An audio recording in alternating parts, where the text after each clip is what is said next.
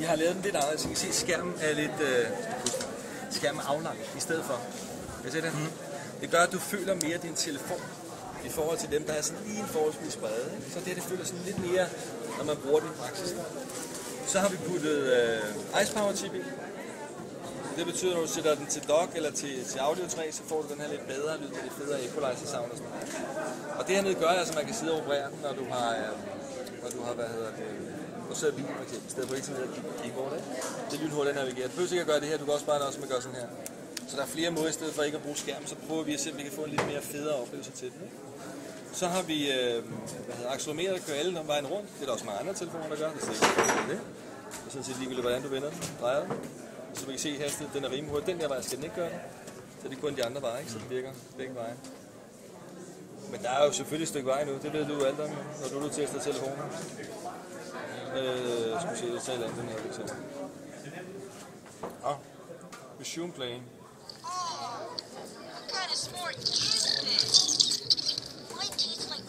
Her har vi så valgt at lægge en knap også, og det gør, at hvis du vil spille, så har du fire-knap her og navigationsknap her. Så i stedet for at du sidder og bruge skærmen, så kan du bruge den her.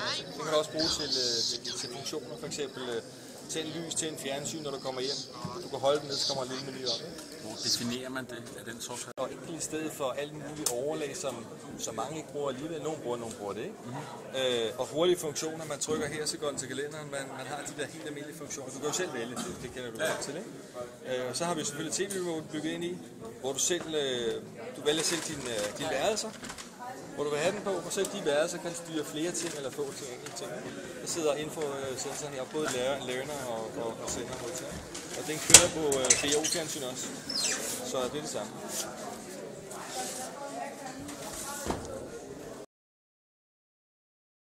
Nu får du så i kontaktlinse, eller i kontakt, der kan man selv vælge, hvilket sted man går ind.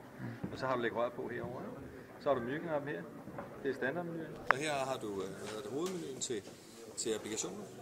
Og det er jo der er Android-marked på, så du kan lægge alle de forskellige ting ind, ikke? Ligesom du kender det fra alle mulige andre Android-telefoner. Du har maps og alle de der standard-ting. Så rør læg på, og rør til. Og det er jo nyt, i hvert fald på smartphone-telefoner, på nogle Android-telefoner. Der er mange, der begynder at få det på igen, ikke? Fordi jeg synes jo, det kunne være cool, hvis man kunne sidde i bilen, og så navigere rundt, og så lynhurtigt kunne kalde op. Og stadigvæk samtidig have en touch. Og så vil det være, at man lader skærmen gå helt ud til kanten, så der er en enorm stødpude her, når den falder. Altså når vi smider ned